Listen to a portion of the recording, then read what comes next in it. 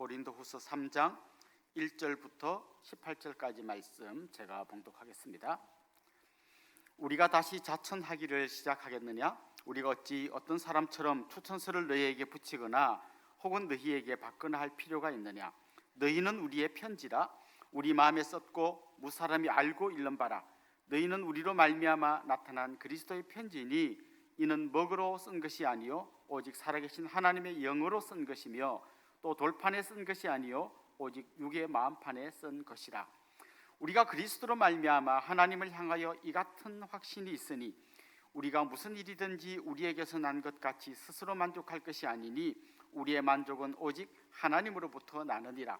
그가 또한 우리를 새 언약의 일꾼 되시기에 만족하게 하셨으니 율법 조문으로 하지 아니하고 오직 영으로 함이니 율법 조문은 죽이는 것이요 영은 살리는 것이니라. 돌에 써서 새긴 죽게 하는 율법 조문의 직분도 영광이 있어 이스라엘 자손들은 모세의 얼굴에 없어질 영광 때문에 그 얼굴을 주목하지 못하였거든 하물며 영의 직분은 더욱 영광이 있지 아니하겠느냐. 정죄의 직분도 영광이 있은즉 의의 직분은 영광이 더욱 넘치리라. 영광되었던 것이 더 큰 영광으로 말미암아 이에 영광될 것이 없으나 없어질 것도 영광으로 말미암았은즉 길이 있을 것은 더욱 영광 가운데 있느니라. 우리가 이 같은 소망이 있으므로 담대히 말하노니 우리는 모세가 이스라엘 자손들에게 장차 없어질 것의 결국을 주목하지 못하게 하려고 수건을 그 얼굴에 쓴 것 같이 아니하노라. 그러나 그들의 마음이 완고하여 오늘까지도 구약을 읽을 때에 그 수건이 벗겨지지 아니하고 있으니 그 수건은 그리스도 안에서 없어질 것이라. 오늘까지 모세의 글을 읽을 때에 수건이 그 마음을 덮었도다. 그러나 언제든지 주께로 돌아가면 그 수건이 벗겨지리라. 주는 영이시니 주의 영이 계신 곳에는 자유가 있느니라. 우리가 다 수건을 벗은 얼굴로 거울을 보는 것 같이 주의 영광을 보매 그와 같은 형상으로 변화하여 영광에서 영광에 이르니 곧 주의 영으로 말미암음이니라. 아멘. 어떤 기업체에서 직원을 채용할 때 제일 먼저 보는 것이 이력서입니다. 그 이력서에 보면 이 사람이 어느 대학을 나왔고 뭘 전공했고 학위가 뭔지 또 경력이 어떤 건지 자세히 나와 있죠. 만약 어떤 회사에서 어떤 외국인 바이어들을 주로 상대하는 아주 외국어를 잘하는 사람을 뽑으려고 한다면 제일 먼저 주목할 것은 이 사람이 그런 전공을 했는가, 아마 그런 걸 먼저 살펴볼 겁니다. 그런데 여러분도 아마 주위에서 그러면 보셨겠지만 그 전공을 했다고 진짜 외국어를 꼭 잘하는 건 아닙니다. 예를 들면 영어 영문학과를 나왔는데 외국인 만나면 한마디도 못합니다. 그래서 너 영문학과 나오지 않았나? 그러면 나는 영문도 모르고 영문학과 갔어, 이렇게 말합니다. 그 옆에 있는 친구들은 불문학과 나왔으니까 불어를 잘하겠네. 나는 이유 불문하고 불문학과를 갔어. 나는 불어 못해. 뭐 이런 친구들도 있습니다. 진짜 자격증이 있고 졸업장이 있지만 실제로는 잘 못하는 거죠. 근데 반대로 그런 전공도 하지 않았고 제대로 그런 학교를 나오지도 않았는데 아주 영어를 뭐 다른 외국어를 자유자재로 구사하는 사람이 있습니다. 그래서 보통 기업체는 그런 사람을 뽑죠. 근데 나중에 시간이 지나면요, 그런 졸업장이 없는 사람들을 주위 사람들이 약간 이렇게 의욕의 눈으로 봅니다. 저 사람 전공도 안 했는데 잘할 수 있을까? 그런데 본인은 굉장히 기분이 안 좋겠죠. 전공한 사람보다 내가 훨씬 잘하는데 왜 나를 우습게 보지? 아마 뭐 이런 생각을 하기도 할 겁니다. 오늘 본문에 보면요, 고린도 교회에 있었던 사람들 중에 바울을 볼 때 그런 눈으로 본 사람이 있었습니다. 바울은 사도가 아니지 않은가? 자기가 사도라고 하고 다니는데 사도라면 그래도 예수님이 12제자에 들었던 그 사람들이 사도지 자기가 무슨 사도인가? 이렇게 좀 의욕의 눈으로 바울을 보는 사람이 있었습니다. 그러면서 바울이 다시 고린도 교회를 방문한다면 바울은 이제 어떤 추천서를 가지고 와야 된다. 아주 유명한 사도들이나 그런 사람이 이 사람은 정말 사도 맞습니다, 이렇게 좀 추천서를 써가지고 와야 된다고 주장하는 사람들이 있었습니다. 아마도 이 사람들은 바울이 고린도에서 사역할 때는 없었다가 나중에 고린도 교회에 들어온 사람들 같습니다.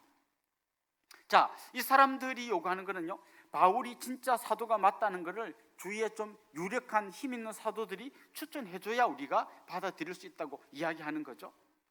거기에 대한 답이 오늘 본문의 내용입니다. 바울은 뭐라고 이야기했을까요? 알았습니다. 내가 베드로 추천서 받아갈게요. 이렇게 이야기하지 않았습니다. 그런 굉장히 독특한 이야기를 했는데요. 이렇게 이야기했습니다. 너희들이, 바로 고린도 성도들이 우리의 추천서다. 정말 내가 하나님의 사도임을 가장 확실하게 증명해 주는 것은 다른 유명한 사도의 추천서가 아니라 바로 고린도 성도들, 당신들이다, 이렇게 이야기하고 있는 겁니다. 이게 무슨 이야기일까요? 바울은 지금 이렇게 이야기합니다. 바울 자신이 원래 유대교에 있지 않았습니까? 아마 지금 바울에게 추천서 가지고 오라고 이야기하는 사람도 유대교 배경을 가지고 있는 사람들일 것입니다. 그런데 바울 자신은 너무 잘 압니다. 자기가 유대교에 있을 때 어떻게 생각했습니까? 그는 율법을 끝까지 하나도 어기지 않고 100%다 지킴으로써 구원을 받는다고 생각했습니다. 그리고 그걸 위해서 정말 죽기 살기로 율법을 지켰죠. 그러다가 그가 다메섹 도상에서 예수님을 만났습니다. 예수님 만나고 나서 그가 깨달은 진리가 뭡니까? 율법을 끝까지 지킬 수 있는 사람은 없다는 거예요. 그래서 그 율법을 지켜서 구원 얻으려고 생각하는 사람은 결국은 그 율법을 지키려 하다가 결국은 죽을 수밖에 없고, 오히려 그 율법은 그가 죄인임을 정지하는 것일 뿐이라는 걸 그가 알게 된 겁니다. 그가 깨달은 진리가 뭡니까? 예수님 만난 다음에 깨달은 진리가 뭡니까? 우리가 구원받는 것은 오직 하나님의 은혜이다. 그리고 내가 그 은혜로 구원받았다는 걸 깨닫게 해주시는 분은 성령님이다 라는 걸 알았습니다. 한 걸음 더 나아가서 구원 얻은 성도들이 그럼 자기 멋대로 사는 게 아니라 하나님 말씀을 지키면서 살 텐데, 그건 막 이걸 지켜서 내가 구원받아야지 하는 어떤 율법의 행위, 자기의 어떤 공로가 아니라 성령께서 우리 마음속에서 끊임없이 말씀해 주신다는 겁니다. 내가 하나님의 은혜로 구원받았다는 걸 깨닫게 해주시고, 내가 잘못된 길로 가려고 할 때 성령께서 말씀해 주시고 나를 바로잡아 주신다는 겁니다. 그래서 우리의 힘과 능력으로는 할 수 없지만 성령께서 우리 속에서 역사하심으로 우리가 죄를 이기고 하나님의 말씀에 순종하며 살 수 있는 너무나 복된 인생으로 바뀔 수 있다는 걸 그가 깨달은 겁니다. 그리고 그가 깨달은 이 놀라운 감격의 진리를 그가 전한 겁니다. 자, 그렇다면 고린도 성도들은 바울이 깨달은 이 엄청난 진리를 깨닫고 살아가는 사람들인 거죠.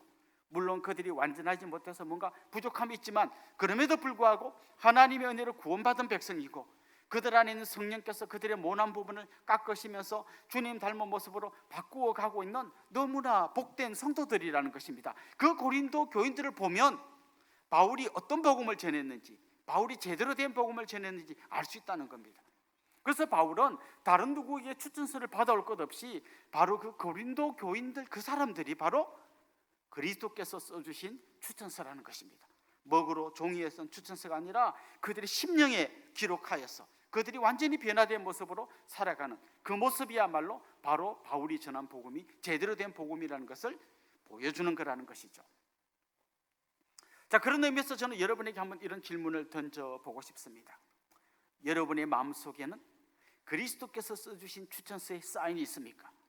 정말 여러분은 그 하나님의 영광스러운 은혜로, 하나님이 베풀어 주신 그 말할 수 없는 은혜로 구원받은 사람이고, 성령님을 따라 살아가면서 정말 우리의 모난 부분, 미숙한 부분을 깎아내고 정말 주님이 기뻐하시는 뜻대로 살아가는 너무나 복된 분이십니까? 그래서 여러분을 보면 사람들이 정말 그리스도의 복음을 제대로 경험한 사람이 맞구나, 이렇게 할 수 있는 사람입니까? 스스로에게 이런 질문을 한번 던져보시면 좋겠습니다. 동시에 한 걸음 더 나아가서 여기 있는 많은 분들이 정말 수많은 어린 사람들에게 복음을 전하고 그들을 믿음으로 세워가는 어떤 지도자의 자리에 서 있을 것입니다. 저를 비롯한 우리 목회자들도 있을 것이고요, 우리 장로님들이나 아니면 순장님들, 교사들이 계실 겁니다. 또 아니면 자기 가정에 있는 어린 자기 자녀들을 말씀으로 양육하는 부모님들도 계실 것입니다. 그런 분들이 기억해야 될 진리가 있습니다. 내가 전하는 이 복음은 정말 이 어린 생명에게 너무나 영광스럽고 너무나 복된 그런 말씀을 내가 전하고 있다는 그런 어떤 당당함과 그것으로 말미암은 어떤 긍지, 어떤 영광을 여러분이 경험할 수 있기를 간절히 소망합니다. 특별히 바울은 자기에게 추천서 가져와라고 이야기하는 사람들에게 여러 각도에서 이야기를 하는데요, 그들이 정말 생각하는 그 모세의 율법이 옛 언약이라면 자기가 전하는 이 복음은 바로 새 언약이라는 것을 이야기합니다. 그 옛 언약, 모세의 율법이 잘못되었거나 문제가 있는 건 아닙니다. 그 모세의 율법도 결국 앞으로 오실 예수 그리스도를 보여주는 어떤 그림자 역할을 하는 겁니다. 그런데 이 모세의 율법을 이스라엘 백성들이 잘못 오해하고 있었습니다. 이 율법을 철저히 지키면 구원받는 것으로, 그래야 바로 하나님의 자녀가 되는 것으로 오해하고 있다는 측면에서 옛 언약은 결국은 그 오해한 그런 식으로 옛 언약이 이야기하는 모세의 율법을 따라간다면 마지막에 남는 것은 정죄와 죽음밖에 없다는 것입니다. 반대로 바울이 전하는 이 새 언약, 진정한 복음을 따라가면 그 안에는 생명이 있고 그 안에는 은혜의 감격이 있고 그 안에는 기쁨이 있다는 것입니다. 바울은 그들이 지금 추천서 가져와라고 하는 사람은 아직도 어떻게 보면 옛 언약의 범주에 머물면서 바울이 제대로 된 사도가 맞느냐 아니냐 이런 걸 이야기하지만, 사실 바울이 전한 복음은 그들이 그동안 믿어왔던 옛 언약과는 비교할 수 없는 새 언약이라는 것이죠. 그 안에는 생명의 기쁨이 있습니다. 환희가 있습니다. 감격이 있습니다. 죽이는 율법이 아니라 살리는 복음을 그가 전하고 있는 겁니다. 그런 의미에서 그는 자기가 얼마나 엄청난 일을 하는지, 얼마나 영광스러운 직분을 감당하는지 당당하게 밝히고 있는 것입니다. 그는 특별히 모세가 경험했던 그 영광과 자기가 경험하고 있는 영광을 또 비교하고 있습니다. 모세가 경험했던 영광 이런 겁니다. 그가 시내산에서 하나님을 만났습니다. 그러고 나니까 그의 얼굴이 막 광채가 빛난 것이죠. 너무나 영광스러운 얼굴이 된 겁니다. 그런데 그 성경에 보면요, 모세가 얼굴을 수건으로 감쌉니다. 모세는 알고 있었습니다. 이 하나님을 만난 영광의 광채가 시간이 지날수록 점점 좀 사라진다는 걸 알고 있었습니다. 어떻게 하든지 좀 사라지지 않게 하기 위해서 사람들 안 볼 때는 다 이걸 수건을 감고 있었던 거죠. 그런데 바울은 이야기합니다. 우리가 경험한 영광, 우리가 주님을 만난 그 감격과 기쁨의 영광은 모세가 하나님 잠깐 만나고 온 그 영광과 비교할 수 없다는 것입니다. 우리는 정말 예수 그리스도를 만나는, 그리고 그 그리스도 때문에 하나님 앞에 당당히 나아가는 바로 하나님의 자녀가 된 영광스러운 존재라는 것입니다. 이게 우리 그리스도인의 영광이에요. 이 당시에 바울이 그 모세의 영광과 성도들의 영광을 비교했다면, 오늘 이 시대에 우리가 많이 좀 생각해 볼 것은요, 세상의 영광과 우리가 경험하는 영광을 한번 비교해 보면 좋겠어요. 여러분, 세상의 영광은 어떤 겁니까? 세상 사람들에게 막 박수 받고 와 잘했다고 할 때가 언제입니까? 아주 공부를 탁월하게 잘해서 막 명문대학에 들어갔다든지, 아니면 무슨 관직에 올랐다든지, 뭐 대통령이 됐다든지 이러면 막 와 할지 모르겠습니다. 그러나 여러분 한번 생각해 보십시오. 그 영광의 길이가 어느 정도인 것 같습니까? 혹시 잘 모르시겠다면 우리나라 역대 대통령들이 그 공직에서 물러난 다음 지금 어떻게 되었는지를 보면 세상의 영광이 얼마나 짧은 것인지 알 수 있습니다. 반면에 우리가 예수 그리스도를 만나고 하나님의 자녀가 되고, 그래서 성령께서 우리 속에서 역사하시고 기쁨으로 말씀을 따라 살아가는 우리의 삶, 그 안에 빛나는 영광을 생각해 보십시오. 이 영광은 세상의 영광과는 비교할 수 없는 영광인 것입니다. 그리고 그 영광스러운 이 우리의 감격적인 이 복음을 또 누군가에게 전해서 그 사람도 그 영광에 들어오게 한다는 게 얼마나 복된 일입니까? 어쩌면 집에서 아이들을 양육하는 그 엄마들이 생각할 때, 내 친구 시집 안 간 친구는 오히려 막 승승장구하고 회사에서 지금 부장까지 올라갔다고 하는데, 나는 경력 단절녀 경단녀가 돼가지고 이제 애기 다 키우고 직장에 가려고 하면 나이 많다고 받아주지도 않을 건데 내 인생이 이게 뭔가 이렇게 생각할지 모릅니다. 그러나 여러분 생각하십시오. 기억하십시오. 여러분들이 여러분의 자녀를 믿음으로 양육해서 이 자녀들이 놀라운 하나님의 백성으로, 하나님의 자녀로 정말 자라갈 수 있다면 그야말로 여러분은 어떤 세상의 영광보다 더 복된 영광의 주인공임을 기억하시면 좋겠습니다. 오늘 본문에 보면 그 당시에 지도자들, 유대교 배경을 가진 지도자들이 정말 이 영광스러운 하나님의 은혜의 복음 앞에 나오지 못하는 것은 이유가 뭔가 하면, 그들이 모세가 둘렀던 수건처럼 자기들도 뭔가 수건을 두르고 하나님의 말씀 앞으로 나온다는 거예요. 그래서 수건 때문에 제대로 복음의 놀라운 빛을 보지 못하고 그 얼굴이 가려져서 그렇게 산다는 거죠. 바울 자신도 그렇게 살았던 거죠. 그런데 그가 그리스도를 만난 이후에 자기 얼굴을 감싸고 있던 모든 수건이 벗겨지면서 당당하게 그 그리스도 앞에 나가서 주님이 주시는 그 놀라운 은혜의 복음을 받았던 그 감격을 이야기합니다. 그러면서 정말 자기가 전하는 이 복음을 받았던 사람들도 얼굴에 수건을 벗어던지고 기쁨으로 주님 앞에 나가 영광스러운 주인공이 될 수 있음을 이야기합니다. 그러면서 그가 질문하는 거죠. 누가 더 영광스러운 건가? 이거죠. 누가 더 영광스러운 건가? 모세 그 사라질 영광을 잃어버리지 않으려고 수건을 두르고 있었던 모세를 추종하던 그들이 영광스러운 건지, 아니면 예수 그리스도 안에서 수건을 벗어던지고 영광스럽게 주님과 하나가 되어서 정말 여전히 부족하고 연약하지만 성령의 말씀에 순종하면서 다듬어지고 그리스도를 닮은 그런 놀라운 사람으로 바뀌어져가는 그 사람이 더 영광스럽고 복된 사람이 아닌가라고 그가 이야기하고 있는 것이죠.